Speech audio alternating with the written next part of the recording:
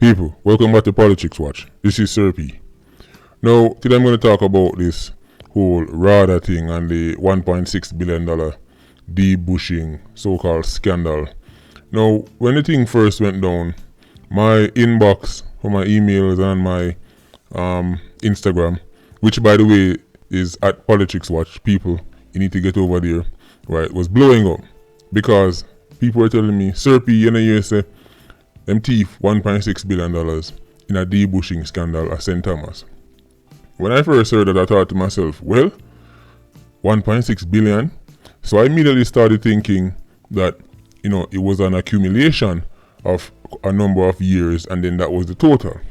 But then when I went to do my own research and I heard the statements from Peter Phillips, then I heard them say that 1.6 billion was spent in 1 year, in one place.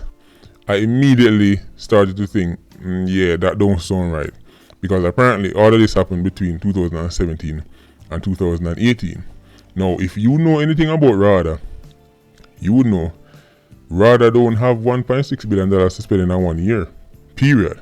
Right? So that was the first thing that flicked up my antenna.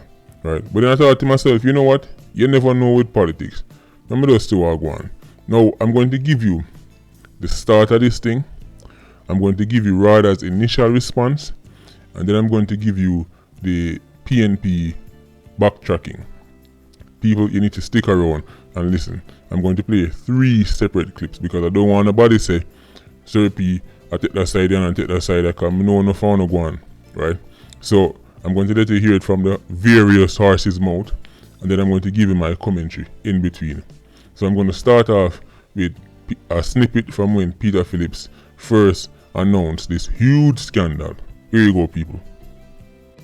We believe that MOCA, the major organized crime and anti-corruption agency, should be called to undertake a full investigation, which includes a forensic investigation of what seems to be a massive scheme to steal public funds. Our investigation, which has very credible sources, indicate some of the bogus work has already been executed and paid for with what appears to be a massive scam within RADA. So that is what was announced to the public, and of course, everybody started to get excited. I saw numerous bloggers taking on the issue. I saw numerous posts on social media, and I said, you know what? I'm going to sit back. I'm going to sit back and let this one cook. Because as I said, the first thing that made me go, nah, that sounds strange, is the fact that they were trying to tell me that RADA spent $1.6 billion in one fiscal year in one location. People, that's not how corruption works. There's corruption and there's stupidity. You'd have to be stupid to try and pull off a stunt like that. Right? Now, if you even look at the rural Reid case, that's how corruption works. A 4 million here, a this there, and then it add up and add up. 1.6 billion in one fiscal year for something like bushing contracts, where you have a government body that you know how much is allocated. It sounded strange from the start. But then I said, you know what? Again, this is Jamaica, you never know. So I was waiting for RADA's response, and it did come. Now, this is the RADA response, people. Right, listen up.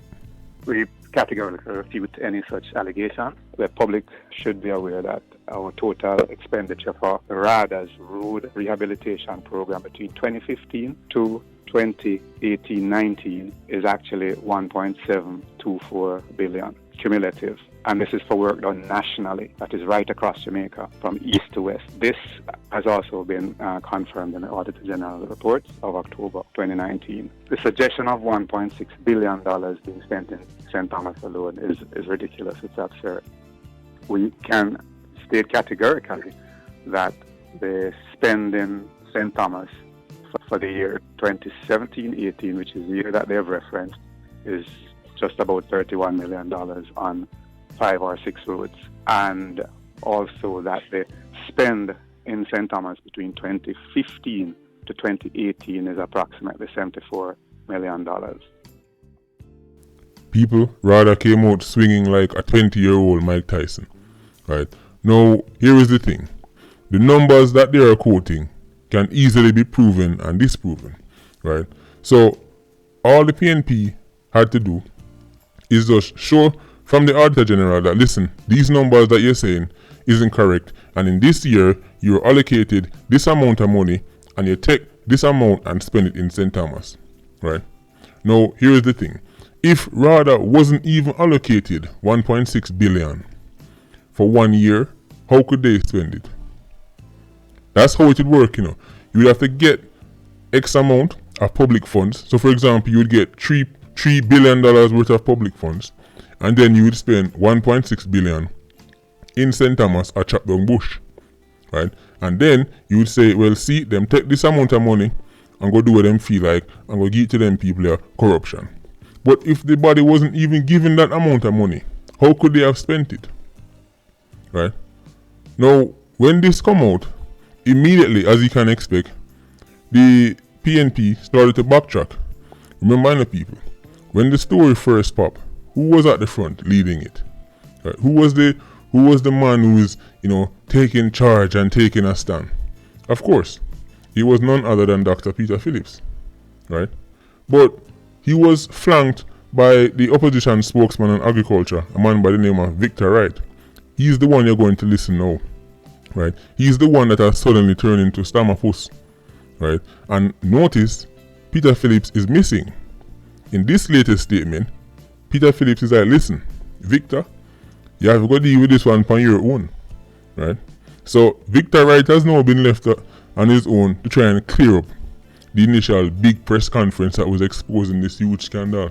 People, listen up, and then I get back to you with my summary as to what this whole thing is really about. That $1.6 billion from the document we have, we can't say that it was spent. We know for a fact that at least 2 of the roads were done. Oh, wait, hold on, back up. You said you can't say that it was spent. No, not the 1.6. As Ninja Man, the front teeth, gold teeth, Gangargan would have said, hold on. We could play that again. Because remember, from the original press conference, remember what they were saying, and listen to what this one is saying now. Even the radio host, this is why I have to big up Nationwide all the time. Because some people that make that slide, notice even the radio host have to pull him up like a selector. People, listen to this one again. That $1.6 billion from the document we have, we can't say that it was spent. We know for a fact that at least 2 of the roads were done. Oh, wait, hold on, back up. You said you can't say that it was spent. No, not the 1.6 billion on the document that we have. We can't verify that all the roads were done. That's just 2017. I don't think they'll do so many roads in 1 year. But the focus is on the rate that are paid and the fact that the chairman, which I agree with, has stated that RADA is not engaged in pushing. To be in possession of a document that speaks otherwise is why we want the Auditor General to go back. That's all we're asking, for them to go back and check and ensure that this is not so, or if it is so, then we need to get to the bottom of it. You've effectively said that there was a scandal and a scam, and that an extremely large amount of money was spent, and it was spent only on debushing. That's what you said at your press conference, and so... No, the press conference says that if you have the copy of the statement, you can read it. You said that it was prepared. The contracts were prepared. That's the estimate. But you called it a scandal. The contracts were prepared. Well, scandal... I don't know the degree to which you want to take it as a scandal, but I know that the Auditor General's report on RADA is in fact scandalous. People all of a sudden, the man turn into Stammerpuss. I want him all of a sudden tongue tie up. People, listen. I can't believe people actually fell for this in the first place. Because you should have known what is around the corner. What is around the corner, people? The next general election.